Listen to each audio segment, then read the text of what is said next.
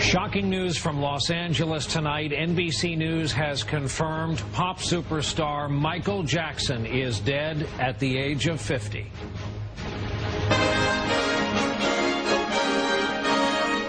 From NBC News World Headquarters in New York, this is NBC Nightly News with Brian Williams.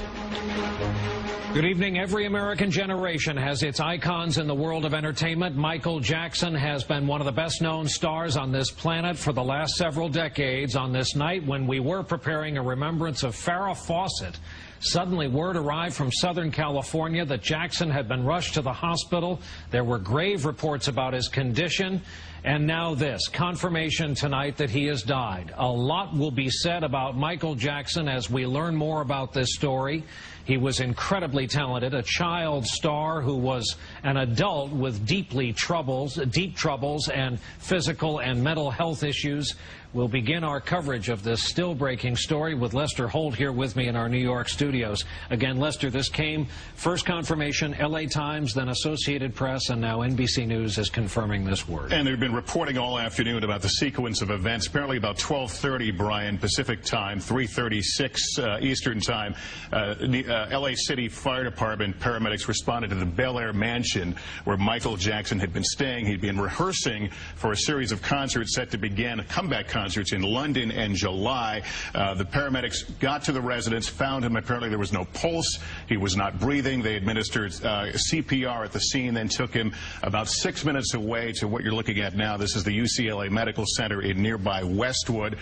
Some family had begun to gather there. The press, of course, gathered, and then we learned just a short time ago in these latest reports that Michael Jackson did die. Apparently he never regained consciousness. They were not able to reestablish a pulse. This mansion he was staying at in Bel Air apparently had been rented in preparation for this comeback concert. We learned in March when they announced that concert that questions had come up about his health at the time. The promoters said he had undergone a 4.5-hour battery of physical tests and he had checked out okay at the time, Brian. He was apparently, according to one report, working out with the bodybuilder Lou Ferrigno of late. MSNBC is reporting that he had expressed a desire to do so-called two-a-day rehearsals for this upcoming tour. We go now to NBC's Michael Oku, who is outside the hospital where all of this took place today. Michael? Brian, good evening. If you didn't read anything about what had happened here, just walking by, you would know that something very serious is happening here at the UCLA Medical Center. Choppers are buzzing overhead. Crowds are assembling all along the streets and the sidewalks here.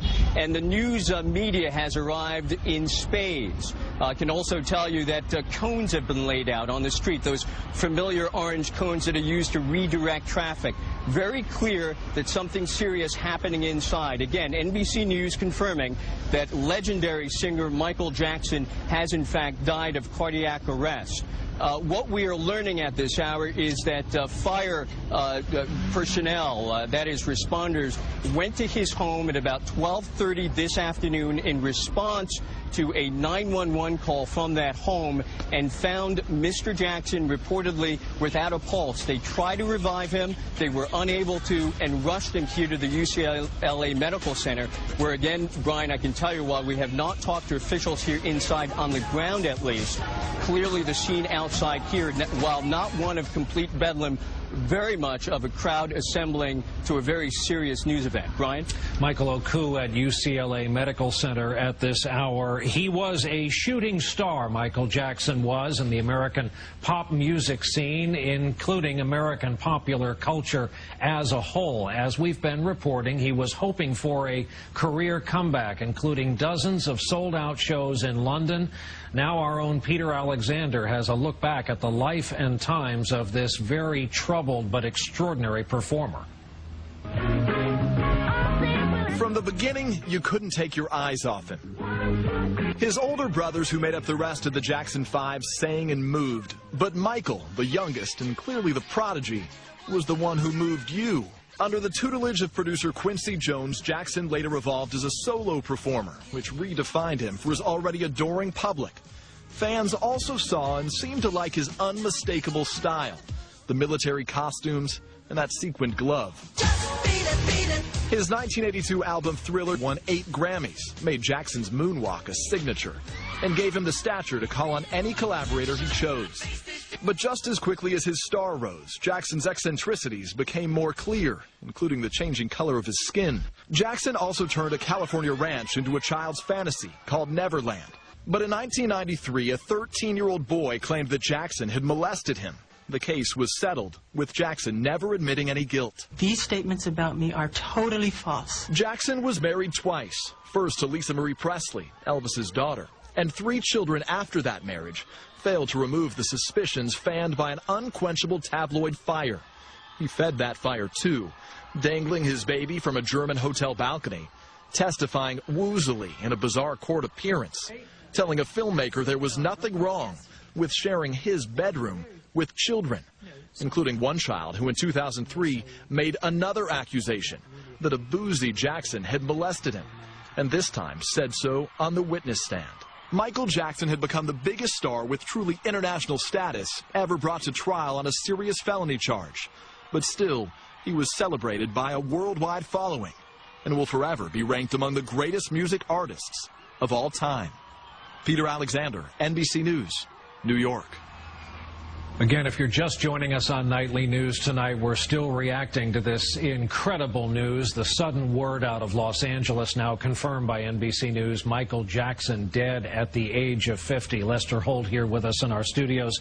Lester, Peter touched on this aspect of his life, kind of the obvious, and that is the troubles. He virtually changed his entire physical appearance in terms of physical features, skin color. There was his private life, and on and on. As you were leading in, I was watching the box over your shoulder, picture after picture, and you see it transform right before your eyes.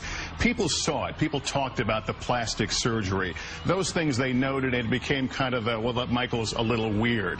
It was only after that 2005 child molestation case that I think it all came into a different kind of focus.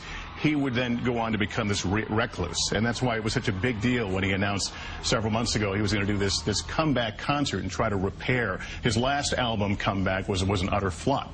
And at the same time, his transformation, his contributions to American pop culture, from The Glove to moonwalking, the Thriller video comes to mind. We were all talking before the newscast, singing the songs, and realized we all know the words to these songs, Brian. Thriller, though, I think was the defining album. 1982, this album comes out. If you remember, MTV was just getting off the ground, the whole music video thing. Well, he comes out and essentially makes movies of music videos, no longer just the performers on a stage strumming their guitar.